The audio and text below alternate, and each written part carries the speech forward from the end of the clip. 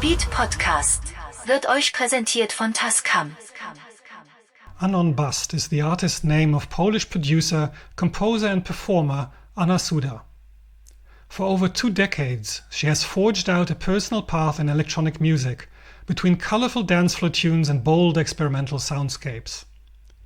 Already a widely respected artist through her earlier releases, she was signed by house legend Carl Cox in 2001 and released 2 expansive and eclectic albums on his awesome Soundwave label, which gained her a wider audience.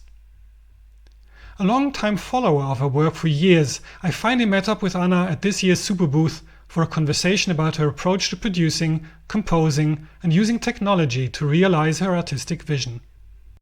Just to catch up, tell me a bit about, just in terms of music, what those 4 to 5 years have been like and sort of your progression as an artist. Okay, I think that the main pit stop was when Carl Cox team asked me to cooperate with them, to make an album for them, and I think that this was like very significant for me. Also in terms of, not only in terms of that Carl Cox is like a very known person on the electronic music scene, but mostly because he and his team are so like open and accepting and enthusiastic. So I found really a good home and good family actually to be with, to work with, because they accepted me who I am in terms of music, and they are really enthusiastic about what I do, and that was like super important for me. Having also like not some negative experiences with labels trying to change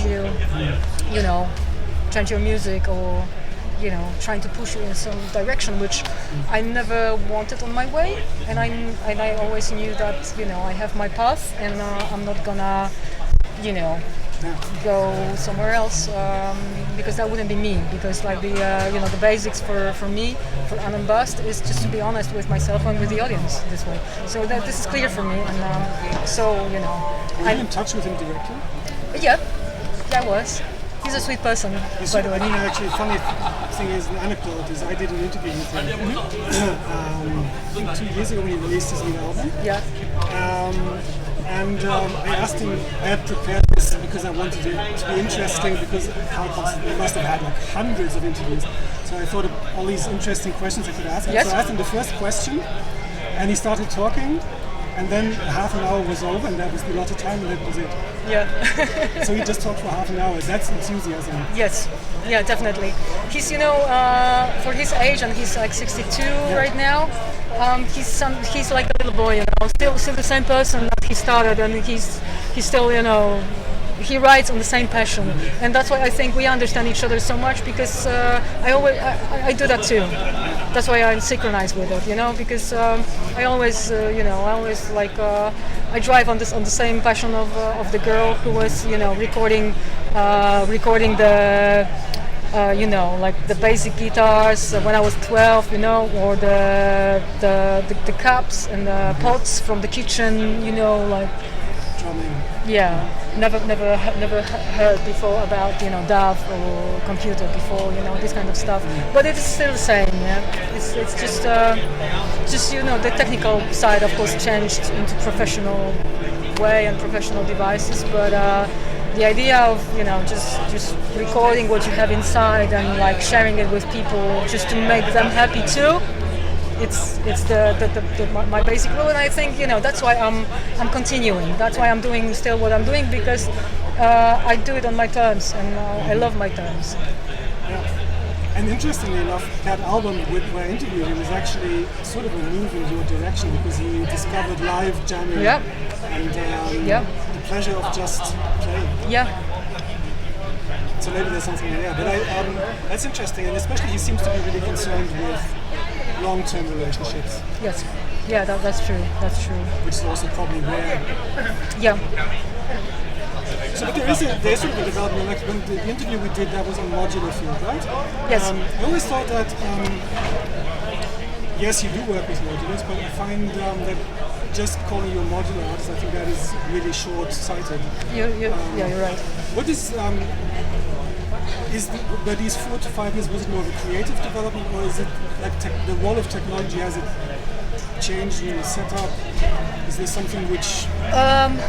I think for me it's because I come from like playing background, right? I played the piano when I was 4, then I played the guitar, then the drums. So for me, like playing is this thing, this expression.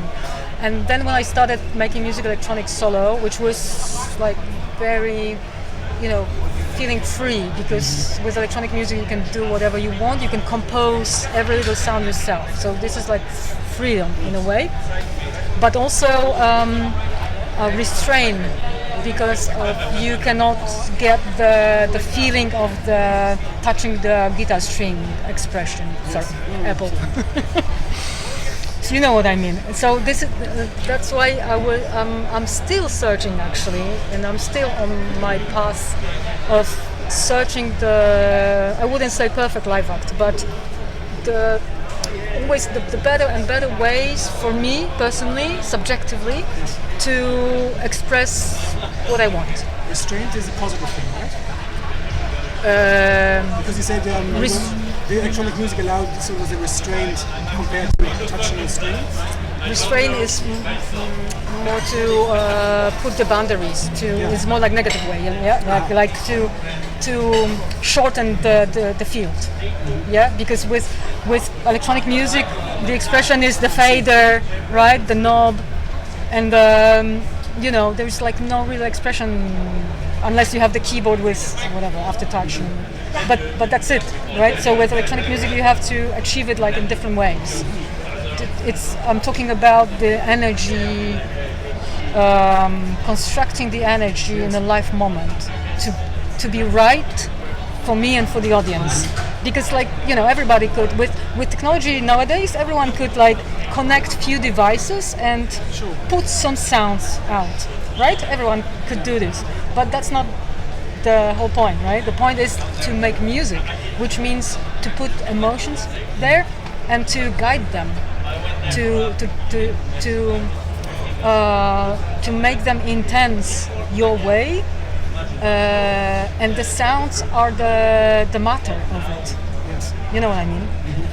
And even though that matter in itself can sometimes be emotional. Yeah. So coming back to your sentence that I can't be described as a modular artist, that's completely true. Because the modular it is true that it's now is the center of my setup, and I love it. I don't know, I play with it, 2014 or 15. But I started with a computer, but that wasn't enough, So after some time, I was adding some drum machine or synthesizer or whatever, something external, and then I got bored with staring, and with the possibilities, because it's at the same time it's like, okay, you have all the possibilities in the computer of the world, but at the same time, for me it's important what is automatic and what I can do manually, and I want to do as much as I can manually, and that's my journey. That's why I'm always searching for the instruments which give me this possibility of manually managing as much as I can, and modular is the way, right? But the modular, if I would like to have this fullness of sounds that I have in me and that I'm sharing, then modular is not enough. I need polyphonic melodies because I love melodies.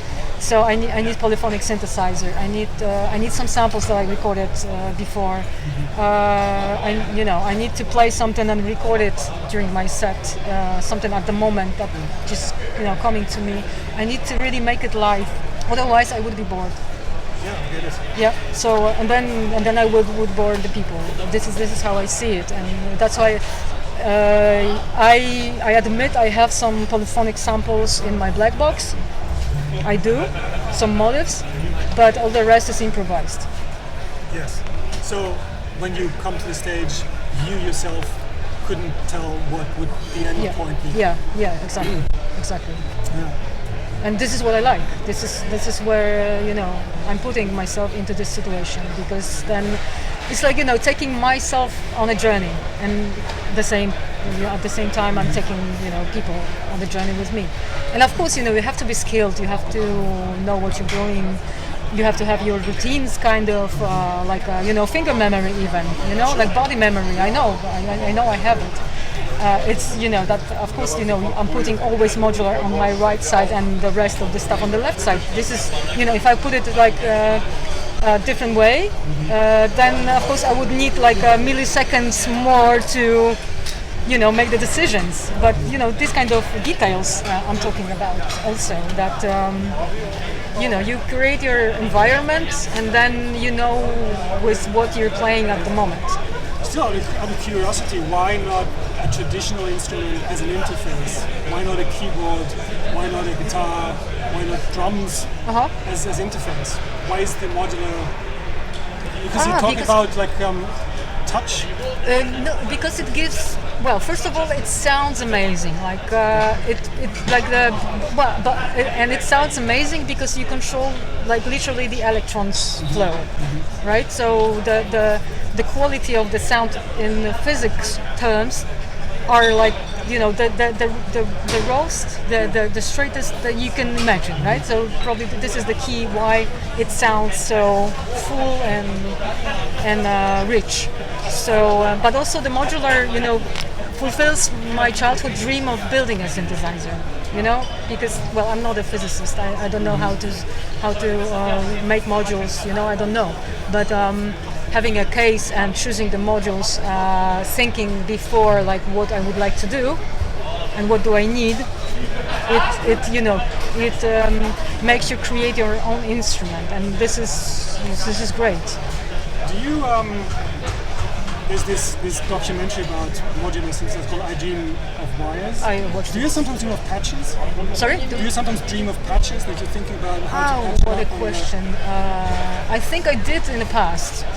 I don't recall lately, but there was, yeah. So yeah. Because I was just curious, because to me the keyboard is just my interface. It just seems perfect for me. And so I wonder if your interface is the patch band, like patching the cables. Do you is it visual? Is it tactile? Could you do it like with eyes closed? Well, probably already yes, because you remember where your modules are, right? And for some months, I don't change the modules, and I don't unpatch it. I have like other modular case as a studio case, and there, of course, there is like chaos all the time. But my live case mostly stays patched the same as I planned it. For quite a few months usually. But you're saying about the keyboard, but I do use sometimes the polyphonic synthesizer, like Korg Minilog, and I put it into black box just to play some stuff and record it, or into Boss RC505 just to loop the stuff that I just recorded. So because I love to play. Tomorrow I will play with OP1 because it's smaller. So if you ask me why not the guitar, I would love to have the guitar, but traveling as myself, mostly alone, it's just also heaviness of the. That's funny because so many people associate the modular with, like Klaus Schulze said, the modular as my fortress, and he actually builds it around himself and shielded it off. But actually, the modular can be portable. No, for me it's just practical. I'm a girl and I can handle as much as I can, which is for now it's like 28 kilo anyway. So. But I have to be portable. 28 kilos still. Yeah, I know still, but it's my maximum. Yeah, but it's still, it's my maximum. I always work on my maximum. Of course, I would love to have like 3 other, synthesizers on my right and 3 other like, Jean-Michel Jarre. That would be perfect. But it's the reality. The reality is that you are moving from one gig to another, and you travel a lot. Then It's funny you mentioned Jean-Michel Jarre because actually some of your live stuff it actually reminded me of him because a lot of the music you'll hear associated with this music is either it's drone and it's soft, or it's very harsh and dark. But your music is actually upbeat, like it is far upbeat, and it has like a positive energy to it, which I've associated with Jean-Michel Jarre as well. Right. Yeah, but this is on purpose. Yeah. Because I quickly thought that music is not a therapy for me. I don't want to put any emotions there. I want to like consciously put good emotions, just because I want to make people feel good, reflective, but in a good way. Yeah. And this is my aim. So I can talk about it freely. Like, I want my music to be happy. Of course, it's more difficult to make happy music, not to be cheesy. No, it's true. Yeah. Exactly. Make it positive without it being. Exactly. So I'm aware of that, and I'm working on that, and I'm aware of that a lot. There was an interesting thing which you told me when we did the interview back then, which is so different from a lot of things which I've been hearing from other artists, which is many artists go for the modular because they like the machine to take a stronger role in their production. Okay. So they like technology to sort of take over some of the composition and creative part. And you said technology is just a tool, and ultimately it's me who's in charge. So that's really interesting. Maybe you can just talk a bit about that, and especially in the context of the model. Yeah, I think it must come from my personality, because I remember this from the very beginning. Like when I was buying an instrument, I tend to, first of all, not to read the instruction first, the manual first, but first there was my contact with it, my subjective contact with it, and what I would like to do with it, not what it would offer me. So in many cases I don't use them in the purpose that they were created for, or I use 30% of its possibilities. That's why when I'm here, I'm checking the instruments, right? But I'm checking them with this prerogative in my head, like what it will be useful for me, not what it can do, and I could use it so it could give me back, but what I could use it for. And I loved it always, to use them as a, my way. And it's probably it is that. I mean, that is also such a natural thing, actually. If we would, like, if you're taking the violin without having any lessons, that's what you would do. Yeah, exactly. Because, but again, coming back to my background, this is how I treated piano. It was just in our house, right? And I didn't know about anything, like notes or what you should do. That's why I never followed what you should do with certain instrument, because I was always using it my way. And I think this is just, again, the same basics for me. So I think it's like natural for me. So and also, to be honest, I think there is a gap between instrument producers, manufacturers, and artists, because I feel for many years, especially every year I come here, I feel that there should be more, talking between artists and because I have some instruments on my mind that I would love to use on stage, but nobody is making them because they didn't have this idea. I even shared my ideas with 2 companies some years ago, but of course, there's the money for the beginning, for the production, for the prototype, for the software, blah blah blah. I understand that it takes money and it takes time.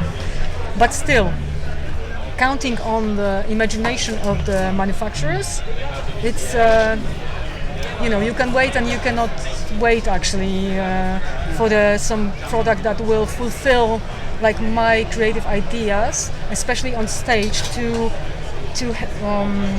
mangle the sound and to manage the sound quickly and in a smart way, So.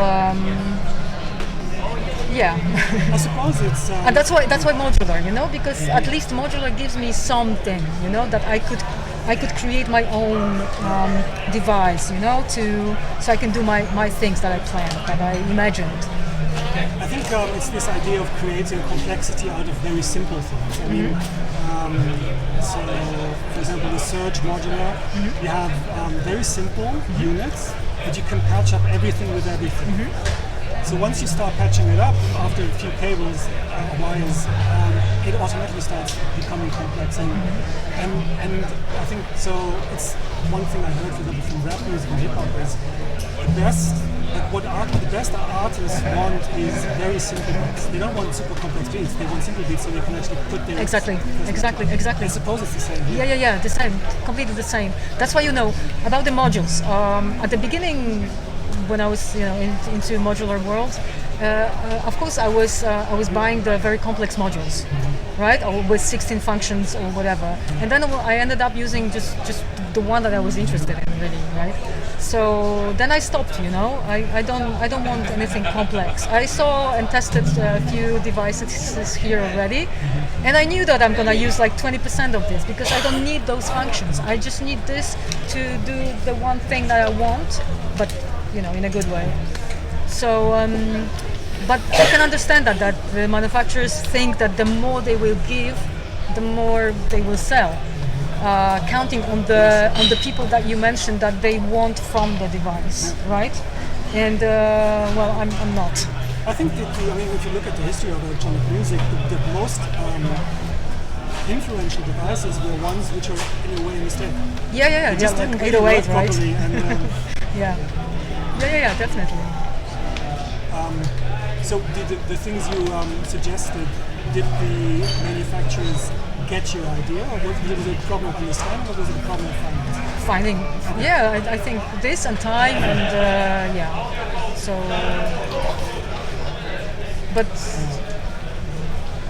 but in a way, if I would do like my instrument, I would be kind of imposing again some kind of way of doing things, which I'm far from probably. Well, actually, someone I know actually built. He has no background in engineering. He's part of a group in Neukölln, and they built their own modular. Yeah. In one of the rooms there. Will you tell me later? Which one? Yeah, I'll tell you. Okay. And he's actually classically educated. Oh, super. He has a choir. Yeah. Okay. He had a choir. Okay. And there was something. And now he builds modulars. I got this amazing sequencer from Stochastic Instruments. We met some years ago, and actually they took my ideas, some of my ideas into it, so I had some input. Okay. And finally, some months ago, they released it, and I got the modules sent, and I was one of the beta testers, and I was super happy, That must be great feeling. Yeah, this is a great feeling. I have it in my case right now. I use it. And it's super rewarding. And also the guy who did that, he's also like trained in classical music. That's why also he had like kind of different thinking of thinking about what you can do with. So it was really fun that they took my ideas, like what could you do with the sounds more than just tell the notes like to be A or E or D. I mean, that must be a dream. I mean, to be able to get an instrument tailor-made for you. Well, don't get me wrong. They didn't tailor me for me, but they took some of my ideas and they appreciated and they mentioned it. So it's That's all. Cool. But I'm not taking credits for the for the whole stuff, right? There was one thing I wanted to get back to because I'm really interested in this idea of not sitting down and just playing, and not just discovering, but actually having an idea and then realizing. I did an interview very early on from my website with Laurie Spiegel, and she said there's lots of great electronic music being made today, more probably than ever before, but I sometimes miss an artist who will sit down and have a very clear understanding, this is what I want to make, and then make it, rather than playing and then see. Because once you, with these machines, once you start playing, there's always going to be something nice coming out of them. But is it yours? Oh my God. So I'll tell you something. I bought this 1990 Yamaha RMX one lately, like half a year ago. And it's a groove box, 1990. It's a groove box. But when I started to play the grooves that it had inside, I could hear directly the lines recorded from it, like the Prodigy, Chemical Brothers, and a few others. And I was shocked. It was straight from this machine. They didn't even change one note. Can you imagine that? I can actually, I'll tell you another thing about this, but I wouldn't dare. no, me neither. You know? But actually, Jean-Michel Jarre has this album which he did to fulfill his contractual obligations with Disc Dreyfus, called Sessions 2000. And there's actually a piece on there which is just almost exclusively samples from any just a regular commercial sample CD. I do like it. I mean, it's obviously ultimately it's his way of putting it together, but I agree. I mean, you know, there's nothing wrong when you take like some other people's samples. I don't do that, but I don't see it as there's nothing wrong with it. But just change it, you know, just make it your own. So the basic material, it can be, I don't know, the bird that you record, whatever.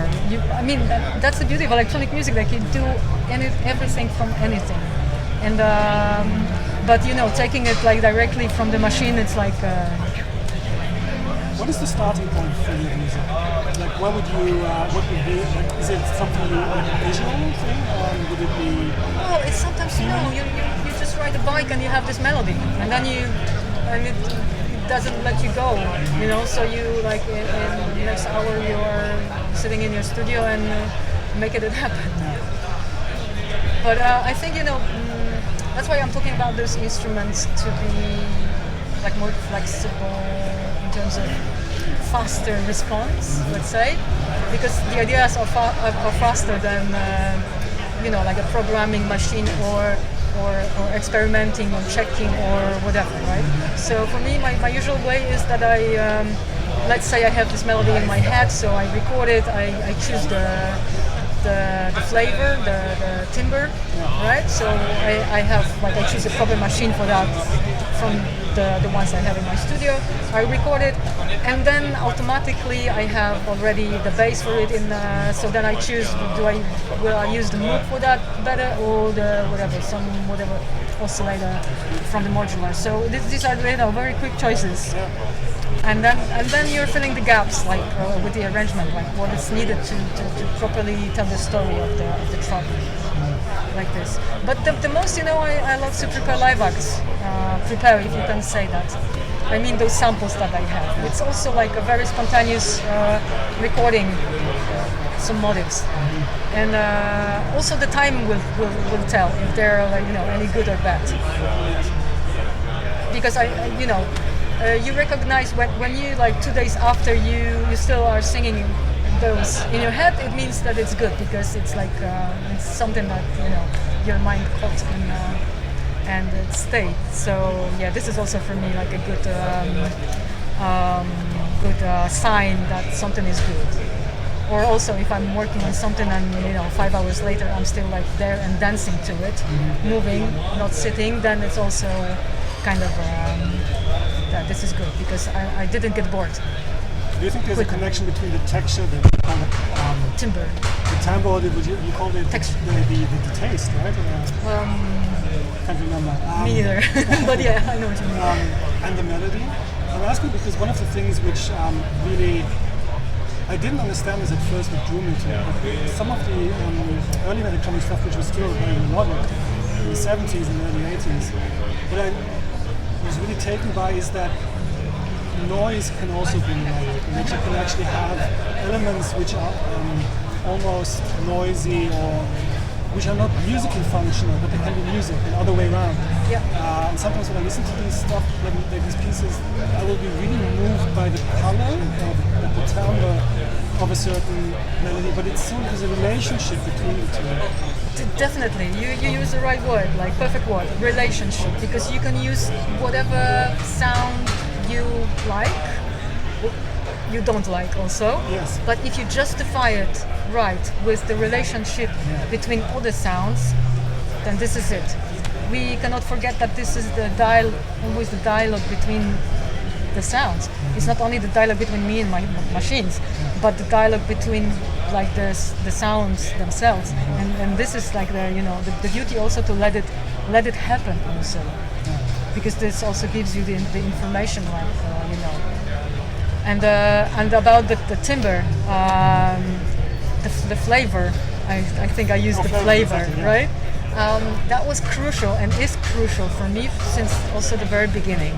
Because, well, if you take the same song, the same notes, and you flavored them with different sounds, the music will be different. Also in the terms of emotions and the feedback, the mood. You know, it's been done with classical music, right? Played with electronic instruments, like one to one. Yeah, completely different music. Or So rearrange it for string chords. Yeah. That's why I was and I am so much into sound design, right? To find the perfect flavor of the sound, because it is like each of it is a different story, actually, and so the melody, you know, can tell different story with even a little bit changed flavor. That's why those flavors are like super important for me. That's for sure.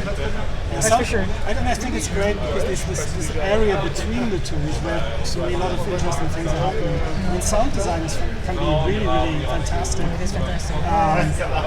But I think it gains so much more once it's combined with melody or harmony. Just like melody actually gains by being combined with harmony. True. You can also orchestrate the same melody with different harmonies. Yes. Yeah. Major, minor key. Yeah. So there's a lot of potential there, I think. Yeah. Do you actually save anything? Is your setup savable at the moment? Are you working? As I told you before, Black Box. Some of that, yes. Yes, it has samples that I recorded Yeah. before, and they are there, and they're like kind of modes that I come back to at a certain moment when I want to. Yeah. But other than that, I think no. No, I just have the oscillators. I know which oscillator is tuned to the samples that I'm playing, and then I'm using the quantizer to fit that scale, so I'm safe with the scale, because I hate not being in the same scale. So Because that's sort of the final thing for today, which I'm really interested in, is this relationship between the performance and the recording, and this idea that with a modular, many like the classic model, you won't be able to save it. And so I did an interview with Jacko, and she said, okay, I can't use this at the moment because it has a patch on it, which I need to keep as it is because I want to record with it. But while it's there, I can't do anything else with it, so I have to get it down. It was really interesting because it seems such is that a necessary limitation? But then there's people say, no, actually the limitation is important because that is what gives it personality, and I want to become fluent in something which is not limitless. I'm just curious because there seems to be like a different thinking, like a different philosophy behind these two modes, where one is I'll work on something for years and then I'll record an album. And the other thing is I'll keep playing all the time, but maybe not record anything. well, I have like two cases. One is my live act case, as I said, and it's patched. And the other one is studio case, where I like switch modules, and you asked me for recording like a track in the studio situation. Or an album project. Well, the album. Okay, then. So I would record what I have patched, partly. But I also would record some other, like I would, for example, get this idea that, and for this track I would like to use my old Yamaha TG33 that I haven't been using for half a year, but I have it, and this sound that I mean would fit, so I'm gonna record this on top of that. And if I would do that, and then I would like to play this track, let's call it like this track live, then I would have to have this Yamaha as a sample in my Black Box or Octa track, right? Just to have the same motive. So this is how I do it. So I don't keep patched my modular because I have to record an album, but just for practical reason that I have a gig like in tomorrow or tonight. So I just don't lose time when traveling, for like patching it.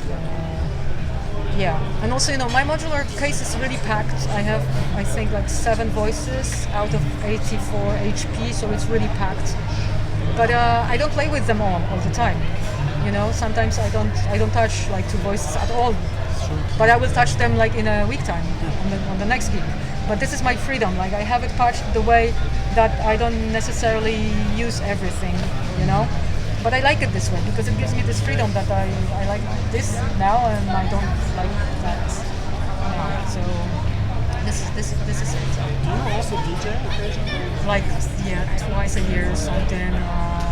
I'm booked for DJ sets for like rooftops or boats. This kind of stuff where you don't have space for like a whole live setup. And but I don't call myself a DJ at all. I do the tractor DJ sets, but I have like 4 sound sources just for me to have fun to put some other samples, I was going to ask you how it compares. Is it? No, it doesn't compare. It's a different job, and if you ask me, I wouldn't like to be a DJ at all. That's why if I play 2 or 3 times a year, then I'm having fun. I agree to that, and I have fun. Then I play mostly other people's music, which is also for me opportunity finally to listen to something else. Sometimes I play only with my tracks, but ready tracks. Yeah, but this is like DJ set, but. That's actually like conceptually that's very interesting. Taking something which was created in the moment, live, and improvising. Yeah, but I'm telling you, but it's a completely different feeling. I mean, you're not busy at all, right? You're like having fun, creating like energy different way. But actually, I see it as the energy is almost done. And when I play live, I can do everything with it in terms of energy. And that's why I love playing live, and I'm a live player, because you can create all the time. And also, but don't ask me about that, because I don't want any more, to have like device not working and stuff like that. We'll end on a positive. Yeah. Thanks a lot. Thank you.